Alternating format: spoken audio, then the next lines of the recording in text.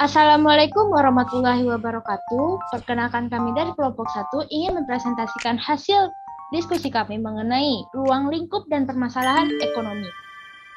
Baiklah, kami akan memperkenalkan diri kami.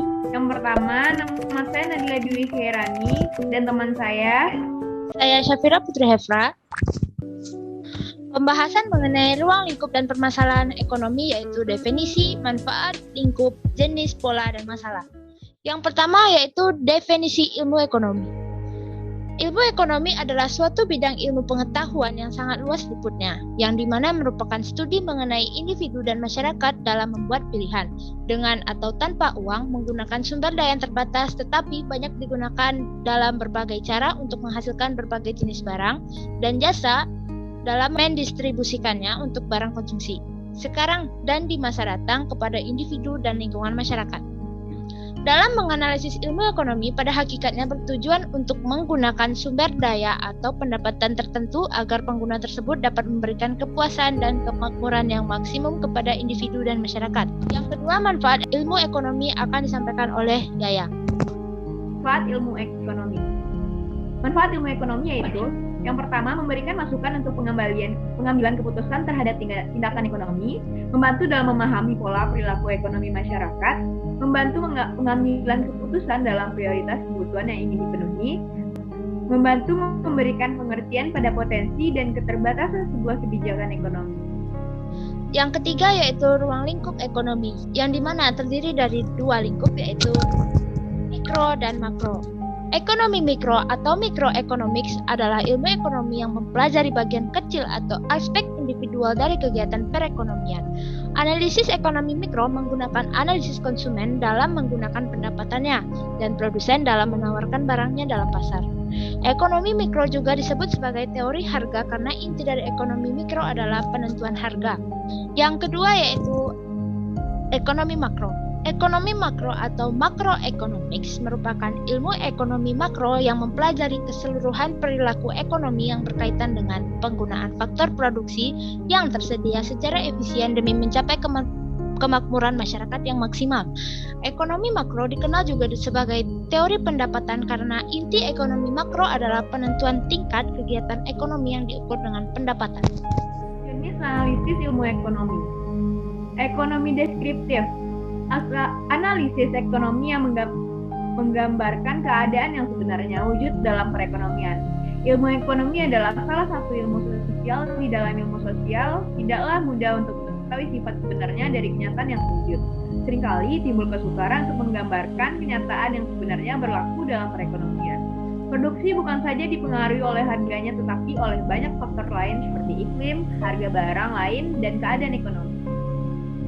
Teori ekonomi merupakan pandangan-pandangan yang menggambarkan sifat hubungan yang wujud dalam kegiatan ekonomi dan ramalan tentang peristiwa yang terjadi apabila suatu keadaan yang mempengaruhi mengalami perubahan. Teori ekonomi juga memberikan gambaran tentang sifat-sifat utama dari sistem ekonomi dan bagaimana sistem ekonomi berfungsi. Dalam teori ekonomi yang diterapkan adalah gambaran umum yang disederhanakan mengenai kegiatan ekonomi dan sifat-sifat hubungan ekonomi.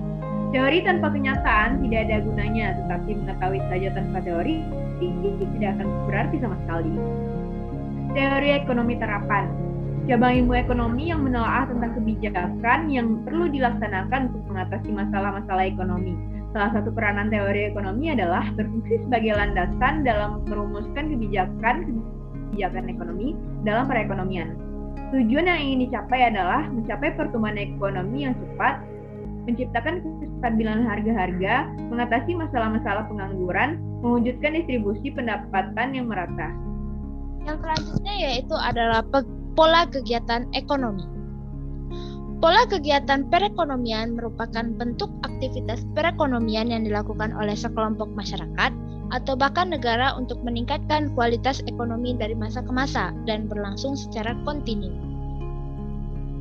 Bentuk pola-pola kegiatan perekonomian. Yang pertama, sistem ekonomi pasar. Sistem perekonomian yang interaksinya murni antara pembeli dan penjual. Yang kedua adalah sistem ekonomi campuran, yang merupakan adalah ada campur tangan dari pemerintah. Dan yang terakhir adalah sistem perekonomian perencanaan pusat yang diatur sepenuhnya oleh pemerintah. Masalah ekonomi. Yang selanjutnya adalah masalah ekonomi. Masalah pokok perekonomian. Beberapa masalah pokok dalam perekonomian, kegiatan ekonomi dalam masyarakat modern sangat kompleks. Kegiatan tersebut meliputi berbagai jenis seperti kegiatan produksi, konsumsi, dan perdagangan. Ahli-ahli ekonomi dapat membagikan berbagai masalah ekonomi yang dihadapi suatu masyarakat kepada 3 persoalan. Yang pertama, apakah barang dan jasa yang harus diproduksi? Yang kedua, bagaimana cara memproduksi barang dan jasa tersebut? Dan yang ketiga, untuk siapakah barang dan jasa tersebut diproduksi? Menentukan barang dan jasa yang harus diproduksi. Masalah yang pertama ini adalah akibat langsung dari ketidakmampuan sumber daya yang tersedia untuk memproduksi semua barang yang dibutuhkan masyarakat. Masyarakat haruslah menentukan keinginan mana yang harus dipenuhi dan keinginan mana yang harus ditunda untuk memenuhinya. Menentukan cara barang diproduksi. Pilihan yang akan diletakkan kepada cara memproduksi yang mampu untuk menciptakan barang-barang tersebut dengan cara yang paling efisien. Dan yang ketiga, menentukan untuk siapa barang yang diproduksi. Setiap masyarakat harus memecahkan masalah ini. Mereka harus memikirkan cara untuk mendistribusikan pendapatan secara adil tanpa mengurangi kegairahan individu-individu bekerja sehingga ke puncak kesanggupannya. Apabila tujuan dapat dicapai, maka perataan pendapatan dapat diwujudkan tanpa menghambat pertumbuhan ekonomi. Campur tangan pemerintah diperlukan untuk mencapai tujuan ini. Terima kasih Ibu dan teman-teman yang sudah mendengarkan penjelasan kami.